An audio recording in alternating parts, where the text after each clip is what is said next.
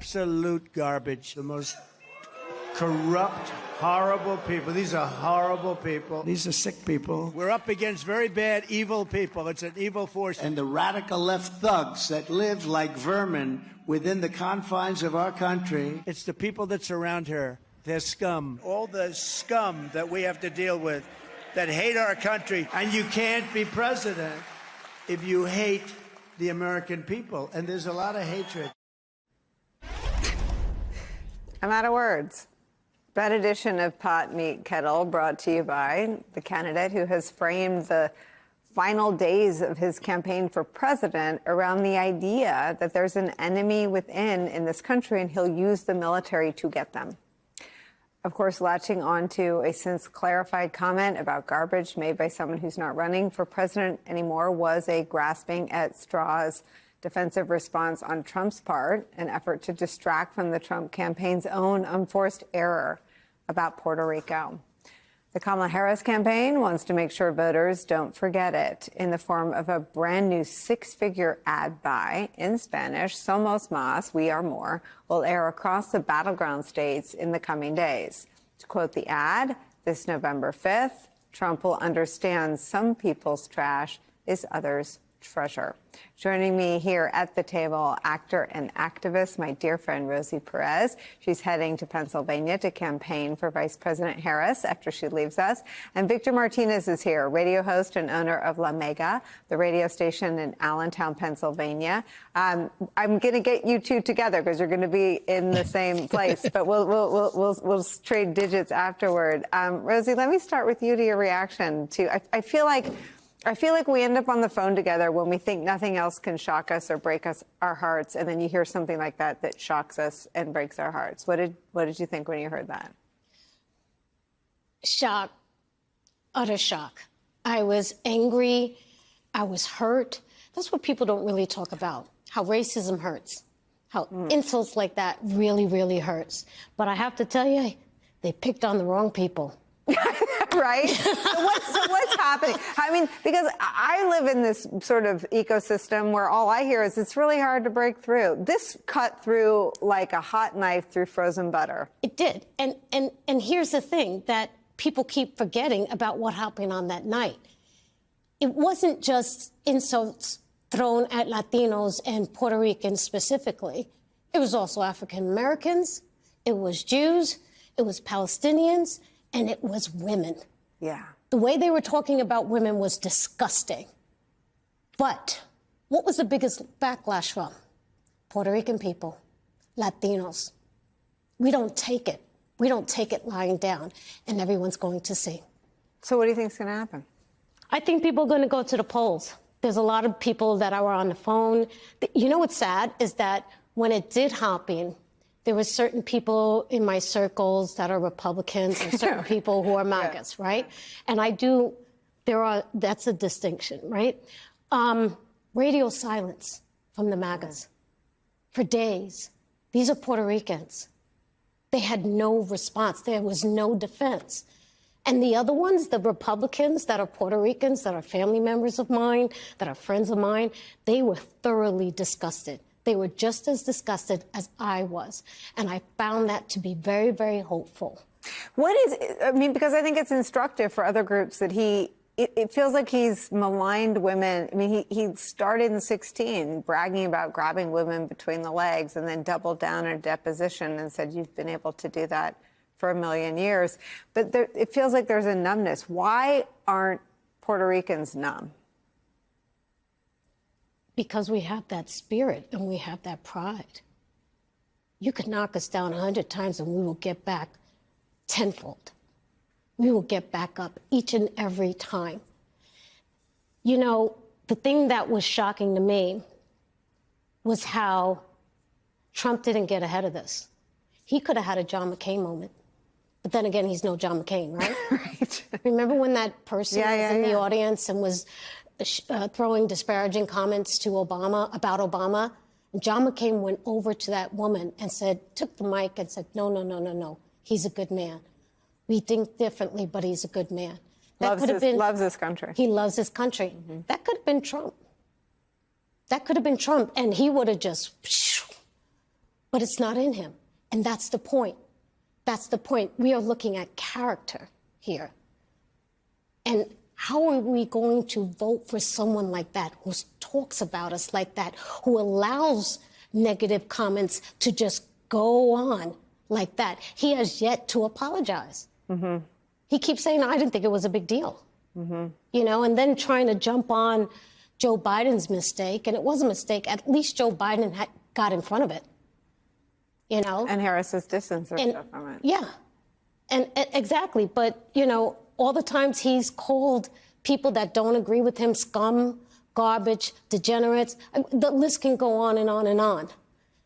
The nerve that he has right now. And he's only doing it because he's desperate, because he knows he messed up. Victor, what are you hearing from your callers? You've been so great about giving us real-time inputs. Well, I'm going to pick up where Rosie was telling you about Austin being proud. I know you want to talk to me because I'm from Pennsylvania, but I'm here to give you a little bit of news. The reason why I'm talking to you from inside of a car right now, it's because I'm in Orlando, Florida. You know why I'm in Orlando, Florida?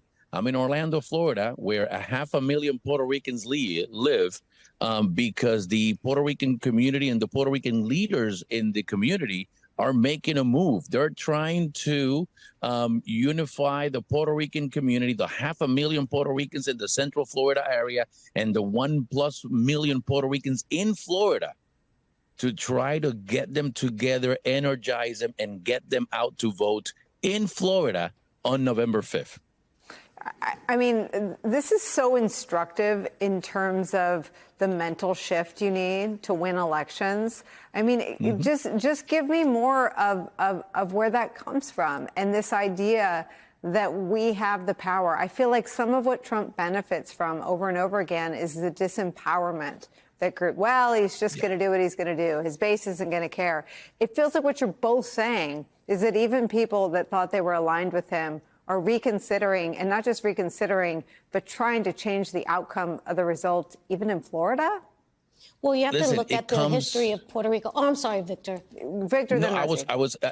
It's funny because I know what you're going to say, and I was going to say the same thing. If you look at the history of Puerto Rico, Puerto Ricans have gone through so much adversity through our history that it's in us. It's in our blood. Like Rosie say, we get knocked down, but we get up again.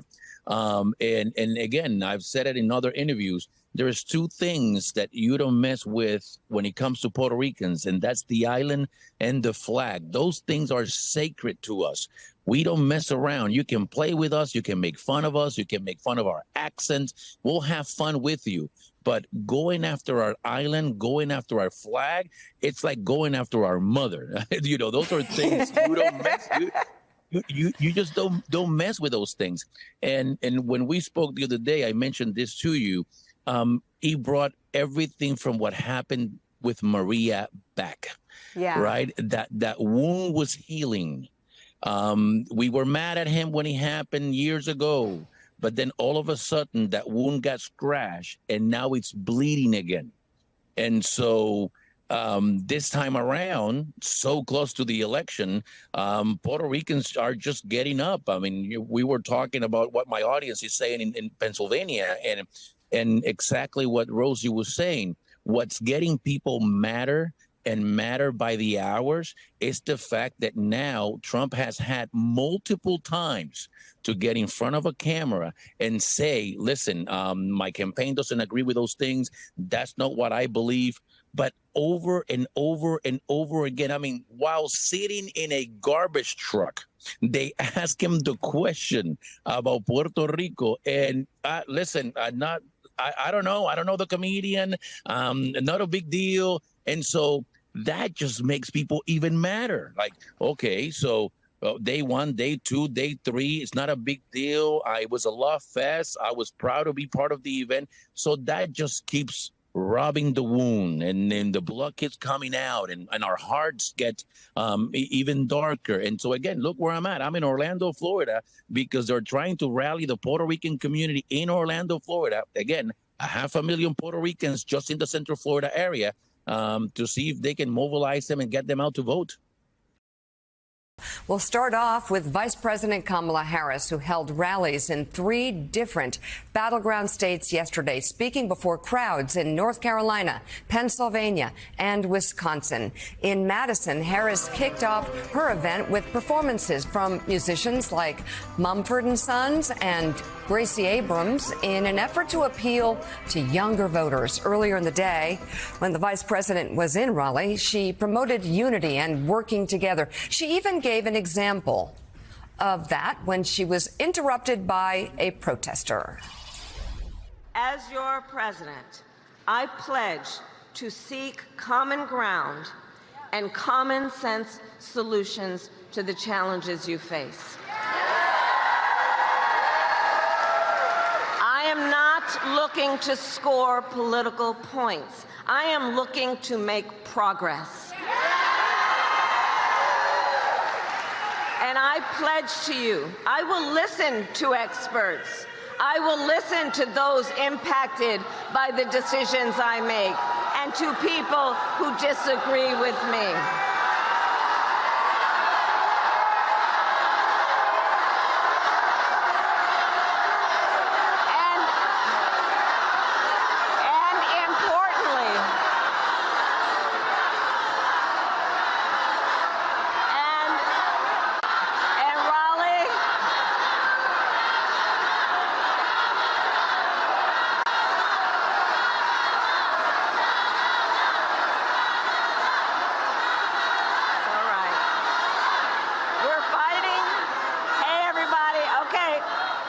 You know, see, this is the thing, because we know we're actually fighting for a democracy. And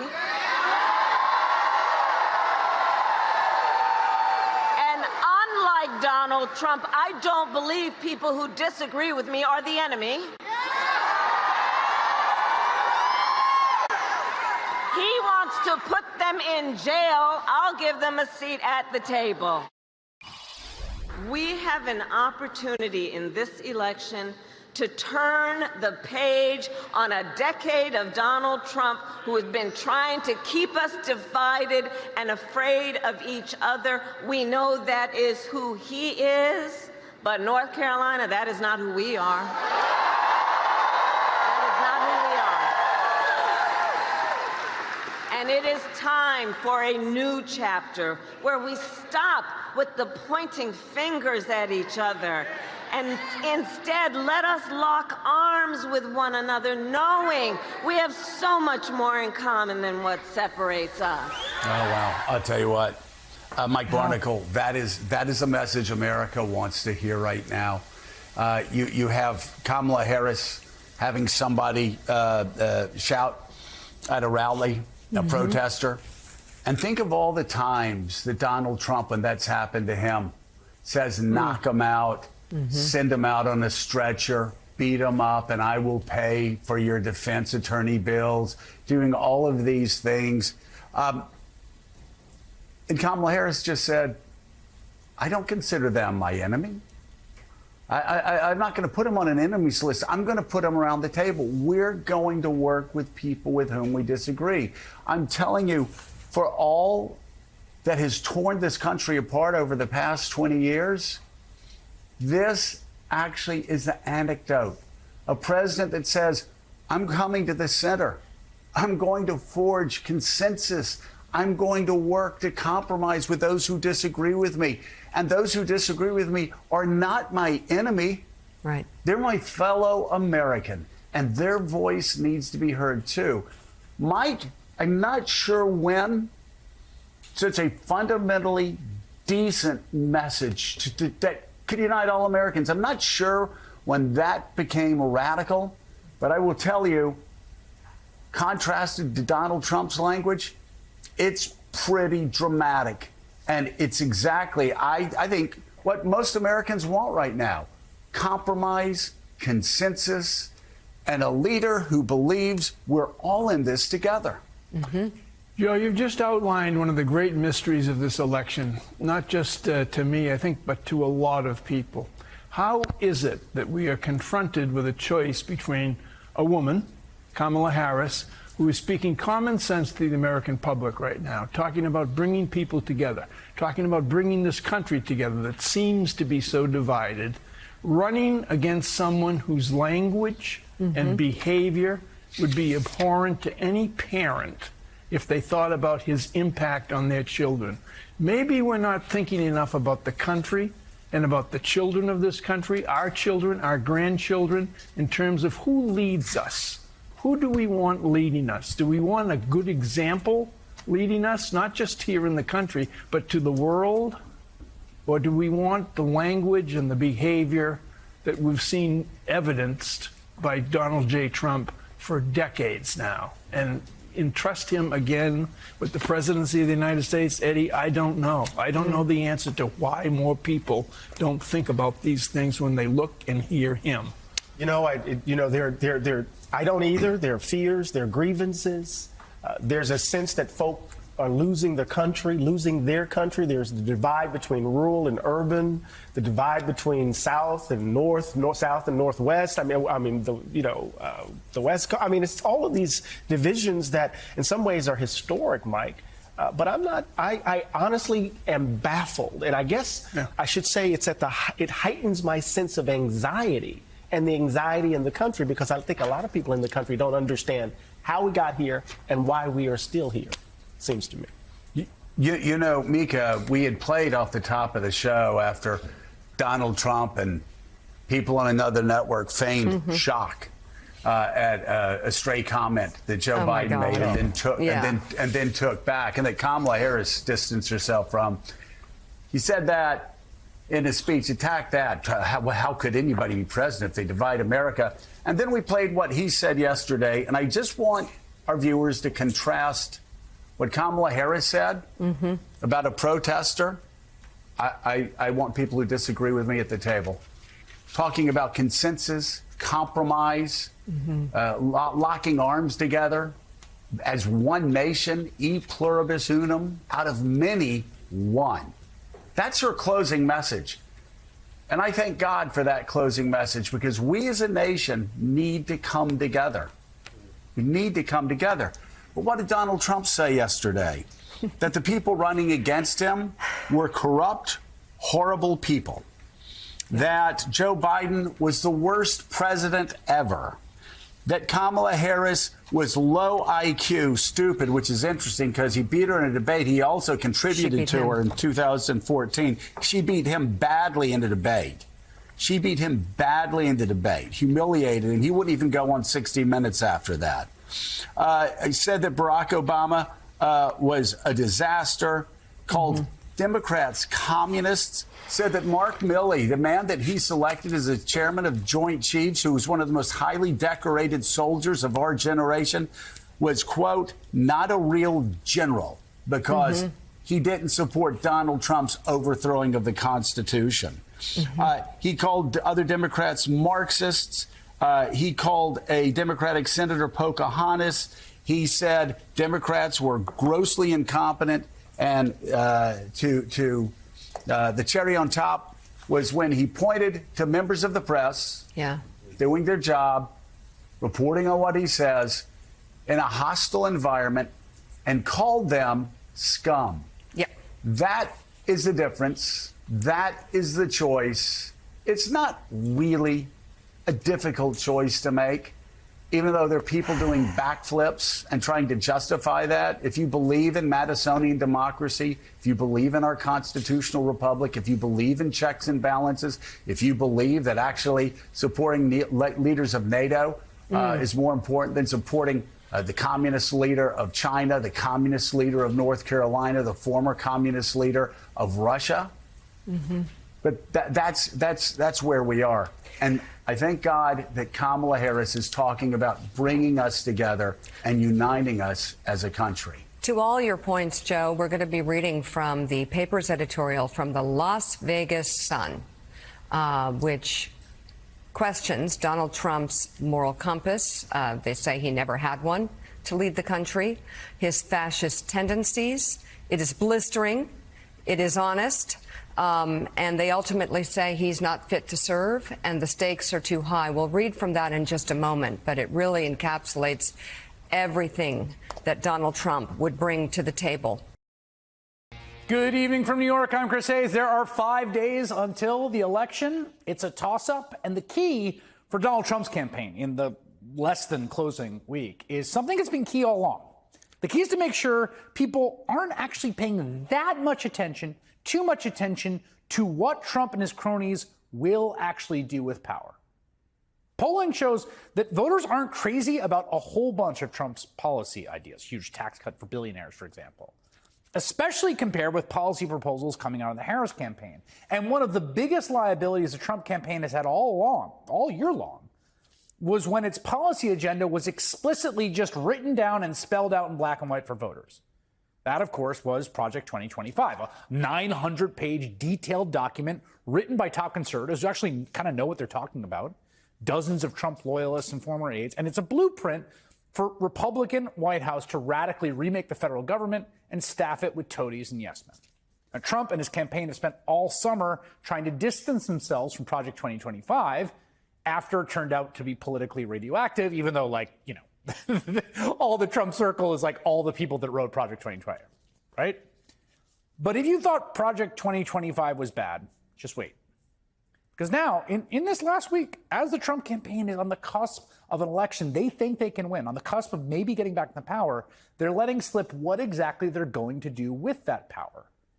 And it's genuinely repellent and horrifying, a kind of zombified Frankenstein version of Project 2025 just in time for Halloween.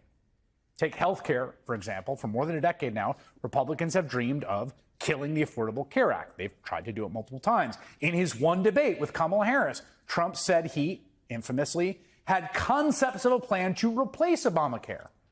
Those concepts got a bit of a boost this week on the campaign trail from the House Speaker, Mike Johnson. We want to take a blowtorch to the regulatory state, okay? Yeah. I mean, these agencies have been weaponized against the people, and Yeah. it's crushing the free market. It's like a boot on the neck of job creators and entrepreneurs and risk takers.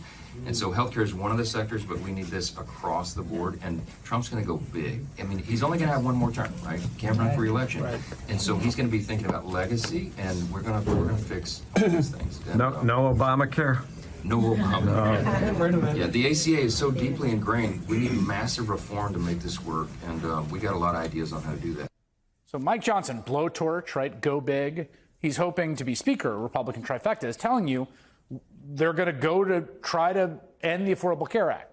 Now, he sought to clarify those comments after they were widely reported because, again, they understand that's not popular, saying, I offered no such promise to end Obamacare. In fact, acknowledge the policy is deeply ingrained in our healthcare system. Okay, fine. Sure, don't call it repeal. They're just going to try to make big changes to it. Blowtorch, go big, massive reform of a healthcare system and of protections that millions of Americans have come to rely on. Johnson's denial they want to repeal Obamacare is pretty disingenuous, and Trump is echoing it. Again, they get that this is unpopular. Lion Kamala is giving a news conference now saying, I want to end the Affordable Care Act, Trump posted on social media today. I never mentioned doing that, never even thought about such a thing. Okay. Well, again, we were all there, standing in the studio, covering it in real time when it happened, when Trump and congressional Republicans actually tried to repeal Obamacare twice. Remember? John McCain with the thumbs down? Did we dream all that? No, we didn't dream all that. It died because it was wildly unpopular. It remains incredibly unpopular in polling. But again, I don't think they care. They're going to try to do it, right? Go big. Legacy. Massive reform. And that's just one area. Those reforms may seem insignificant next to the Trump economic agenda. Again, it's almost hard to tell people this because it sounds so truly deranged in this period coming off of this huge inflation, which is now down, that the centerpiece of the Trump agenda is an enormous sales tax on all imported goods via tariffs. Nearly every reputable economist says it would cost average Americans thousands of dollars more a year than they already pay in taxes, like a net increase in the amount of money out of your pocket. It would definitely accelerate inflation because it makes things more expensive and likely cause a global trade war, possibly a global recession. Trump also has a plan to slash the federal budget across the board. The plan is to hire the world's richest man, Elon Musk, as some sort of spending czar to cut $2 trillion out of the budget. An austerity budget totally unheard of in modern history, something that virtually every economist says would be absolutely catastrophic to markets, to workers, to consumers, to everyone who actually relies on a functional government. And again, even Elon Musk seems to acknowledge that. In a town hall last week, the billionaire let slip that the Trump economic plan amounts to shock therapy to the U.S. economy. Mass deportations, right? They want to do that day one. An enormous national sales tax put in unilaterally because he can, because they're tariffs, and brutal cuts engineered by Musk that would, in his own words, cause hardship. We have to reduce spending to live within our means.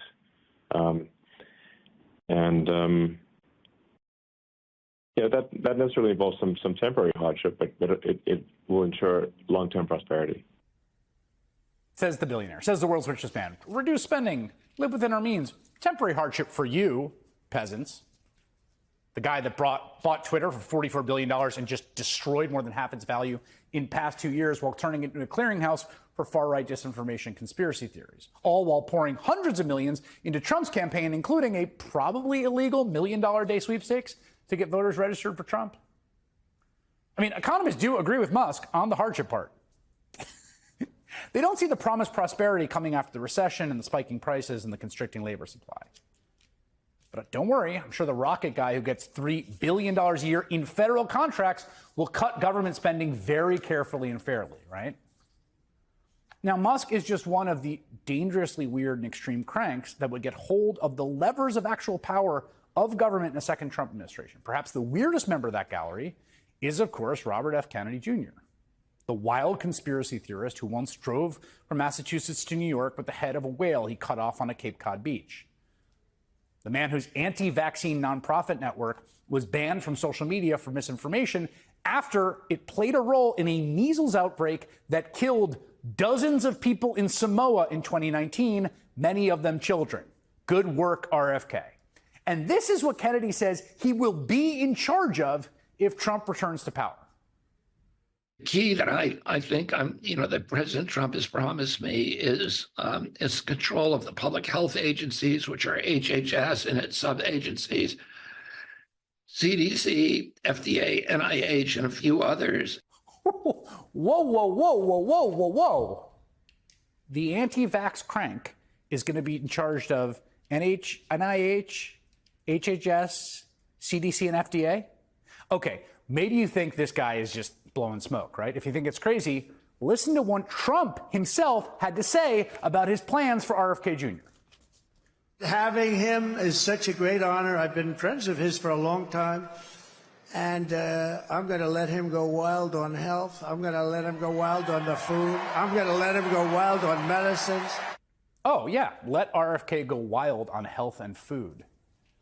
And then there's Howard Lutnick. This is the actual co-chair of the Trump-Vance transition team. Like, this is the guy. I mean, I've been around transitions. This is a very important role, okay? He's shepherding the transition.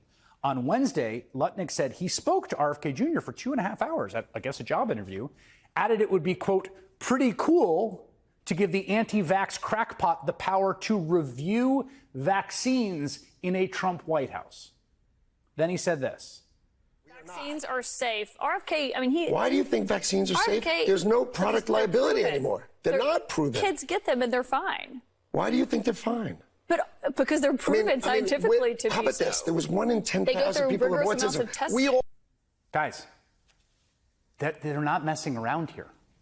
He has bought in. It's an anti-vax party now. One of the greatest civilizational accomplishments. You ever read an account of like the colonies during smallpox? Like, do you understand what we're messing with here? It's like a child romping around a nuclear plant. A malevolent child. This is the closing message of the Trump campaign. A campaign that already pledged to pull federal funding from schools that require vaccination. That is a policy plank. And now they promise more cranks and weirdos and crackpots and more unnecessary deaths by the tens of thousands. And that is not hyperbole. We've already been through it with COVID. And it's not quite the central message of their campaign. I will admit, it's at the edges, right? The central message is don't you hate trans people and immigrants, Donald Trump will stick it to them. But when you get past that, you look at what Trump is actually going to do, it is a wildly unpopular agenda, and their success entirely depends on people not really knowing or not believing that they're going to do in power what they say they will do. And here's hoping they spend the next 5 days telling all of us. A new controversy, brand new, puts candidate Trump on defense. But first, quick facts on the state of the race. You may know some of these. We are just 5 days out. Early in-person voting is happening in most of the country, 45 states. And this early surge that we've been tracking continues. You might say, well, of course, but it could drop off. The rate could change. But right now we are seeing a massive turnout every day that we get these numbers in. Now, over 61 million Americans have voted. That's 38% of the total 2020 vote. And if you ask people in what way are they voting overall, even beyond the numbers we have today, half of the current voting population is telling Gallup they are voting before Election Day, early in some manner. The race is still tied in these key swing states. Harris is out west today. She's rallying in Arizona and Nevada, where she's getting a boost from the megastar Jennifer Lopez, a surefire way to bring more attention to Harris being in town, because this is actually the Harris campaign's 10th Vegas rally this year, but the first with J-Lo. Late today, Harris getting other types of momentum. NBA All-Star LeBron James formally backing her. While that may or may not be a surprise, depending on how closely you follow his activism, it is a big deal and another big positive headline of momentum. The four-time NBA champ says, quote, the choice is clear, and also made reference to the MSG rally and the hateful spectacle that we all saw on Sunday. For his part, Donald Trump's in New Mexico, and then he goes to Nevada. This is yet another day where both candidates have hit the same state in the same day. If you live in any of these key states, you have many chances to see both of them. Now we can show you, as you see on your screen, the Nevada breakdown. About 887,000 early votes, will be pretty much split. And over in Arizona, 1.7 million people have now voted early. Republican registrations lead Dems in that state.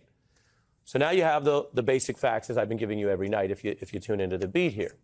As we head into the final weekend before this election, there are some other clear signals. Beyond the early turnout that's rising overall, which just shows you participation, there is a pattern on gender. And I'm going to tell you up front here why the Harris campaign is encouraged, or, as the phrase goes, cautiously optimistic for them. Women, as you may know, typically vote Democratic. The 2020 election, which elected Biden-Harris, did so with a gender coalition where they, the Biden-Harris ticket, won women by, do you remember how much? Was it by 5, by 10, 12? They actually won women by a whopping 15 points. It was key to the win. So if female turnout surges, if it keeps going up, Harris will have statistically better odds of winning. And in the massive early turnout that I'm telling you about, over 60 million now tonight, we can also see more women are turning out. That's in the early vote. You can see by 10 points, 54% women, 44% men, male. That's the gender gap in the early vote. And there's a lot of early vote. If the share of women stays high and it continues its Democratic lean, that would be bad for Trump.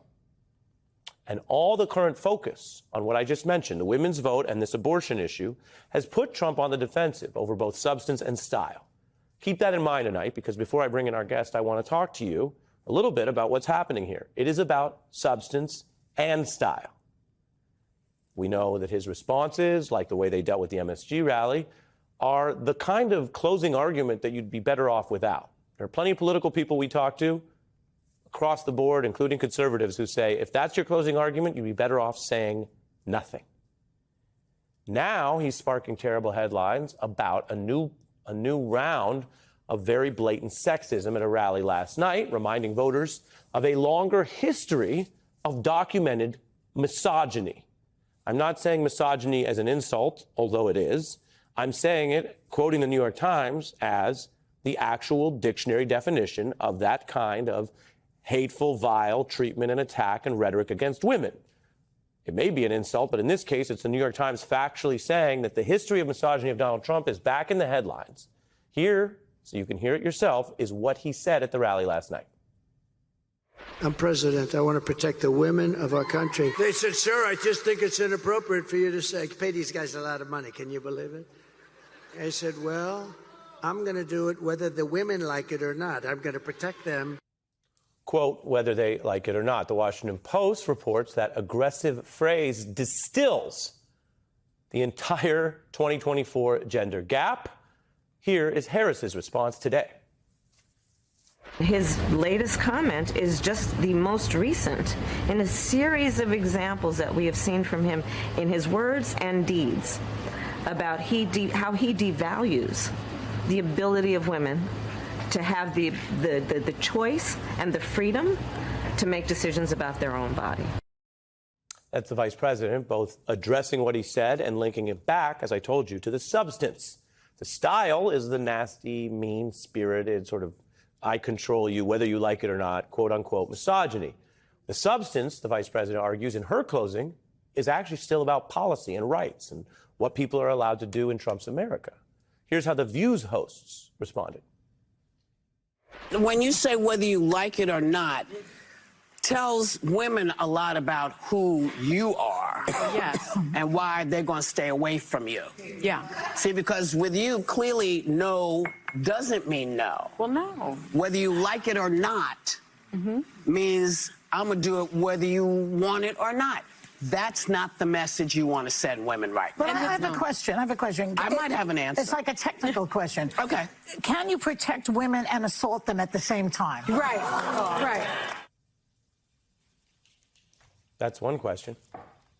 Many young and first-time voters may not have had the 2016 political coverage front of mind, and we all know how memories fade if you're talking 8 years back, but you see on your screen a memory of an admission, an incriminating statement. Donald Trump's closing, what he said last night, this political news cycle, is now bringing back his admission on the Access Hollywood tapes, which we can tell you is also now trending anew on TikTok. Moved on her very heavily. In fact, I took her out furniture shopping. I moved on her like a but I couldn't get there, and she was married. You know, I'm automatically attracted to beautiful. I just start kissing them. And when you're a star, they let you do it. You can do anything. Whatever you want. Grab them by the The words on that tape by Donald Trump are the definition of self-incriminating. And since then, a jury has found him liable for sexual abuse against writer E. Jean Carroll, a judge noting that under the legal standard in that civil case, quote, Trump was found to have raped Carroll. That quote you can see, judge clarifies in the Washington Post headline. That's a quote from the presiding judge. In total, 27 women have publicly accused Trump of varying forms of sexual assault, harassment, or misconduct, including the newest one coming forward last week. That is his own conduct. On policy, Trump paved the way for these abortion bans in 21 states. That issue is on the ballot in several states next week. We've told you about that in our coverage. People make up their own mind, but in every state, including red ones that have responded to the end of Roe, Republicans have lost those issues. And as you can see, this includes swing states like Arizona and Nevada, if you're looking at it politically. And Republicans are looking at it politically. When it comes to turnout and the politics, top Republicans view this as a losing issue, as basically the last topic their party wants to close on. Ohio tonight, we continue the losing streak in the pro-life movement. Republicans can't keep stumbling and bumbling on abortion. Republicans need to learn how to talk about abortion. But until we own this issue as a party, we will lose again and again and again. Those are just some of the Republican voices. So we're about to turn to our leadoff guest on this, Juanita Tolliver, and we'll hear her response to this. I will just add that when Donald Trump routinely and repeatedly demeans women in public, we hear from Republicans that they say they wish he'd talk about policy. They wish he'd get back to policy. But Donald Trump and his now MAGA-fied Republican Party cannot talk to most women about policy right now because their policy was to change 50 years of settled precedent to take away women's fundamental rights. That's the policy conversation in this area if they go back to that, which you'll notice the vice president mentioned in her response. This is the reality for the MAGA Republican Party. And nothing about that is going to change in 5 days, whether they like it or not. The one place in America where women still have a right to choose. You can vote any way you want. And no one will ever know. Did you make the right choice? Sure did, honey. Remember, what happens in the booth stays in the booth. Vote Harris Walls. That was Oscar-winning actress Julia Roberts in a new ad boosting one of the closing messages of the Harris campaign, that your MAGA-supporting husband doesn't have to know if you decide not to vote for the guy bragging about overturning Roe versus Wade and grabbing women by the P word. That message, though, is freaking out the right, especially its smallest, most fragile men. They're having complete and utter meltdowns on their podcasts and TV shows. Here's Trump ally Charlie Kirk. She needs people to basically lie to their husbands, which they are promoting, by the way. It is the embodiment of the downfall of the American family. I think it's so gross. I think it's so just nauseating, where this wife is wearing you'll show it, wearing the American hat. She's coming in with her sweet husband, who probably works his tail off to make sure that she can go, and have a nice life and provide for the family. And then she lies to him saying, oh, yeah, I'm going to vote for Trump. And then she votes for Kamala Harris as her little secret in the voting booth. I didn't even know there were men that still thought that women never faked anything. Liz Cheney jumped on this, saying this: listen to this twit make Donald Trump's closing argument. Women, you know what to do. Vote Kamala. I have to show you one more thing. This is Jesse Waters, who can't believe women would actually think for themselves. And if I found out Emma was going into the voting booth and pulling the lever for Harris, that's the same thing as having an affair. That violates the sanctity of our marriage. Yes. What else is she keeping from me? Exactly. What else has she been lying about? Why would she lie to you? Have you threatened her? Why would she lie to you? Oh, they want me to tease. Why would she do that and then vote Harris? Why would she say she was voting He's Trump not the problem. and then voting Harris? And I caught her, and then she said, I lied to you for the last 4 years. So you admit you intimidate It's over, Emma. It's amazing how he basically said she'd be cheating on me if she did something I didn't want her to do, like cast a vote for someone I didn't particularly care for. The other P word here is patriarchy, and that's got to end, right? And that's one of the, I have to say this. Kamala Harris and that campaign are extraordinary at baiting Donald Trump. They are extraordinary at that. Because for that ad to have brought out that level of anger and panic and there is no filter there for him to say, and for others to say that, how dare the woman in my household do something I don't want her to do. It just goes right back into everything Elizabeth Warren said. It is all about control. It is all about control. It's not about having agency. It's not about showing any kind of authority or body sovereignty if you're a woman in that household. And the fact that that commercial airs suggests to me that they must know that this dynamic is taking place in a very widespread fashion. So if that's the case, and then call attention to it through that ad with Julia Roberts narrating, that's just spectacular. They are so good at this. And I'll just say very quickly. Yeah. Going back to the rally in Wisconsin, when Donald Trump he actually says earlier in that rally at some point, he doesn't want to be there, and he's only there because Brett Favre is there. And it really does show you the reluctance that Donald Trump has, the fact he does not want to be doing any of this. He doesn't want to be talking about policy. He doesn't want to be talking about campaigning, partly because he just doesn't care. But the other part is, it is for him all about control. And so when you think about the words of Michelle Obama over the weekend and talking to men in the community, again, it's not about the patriarchy, it's about the village, right? So she says, I need you to help protect us.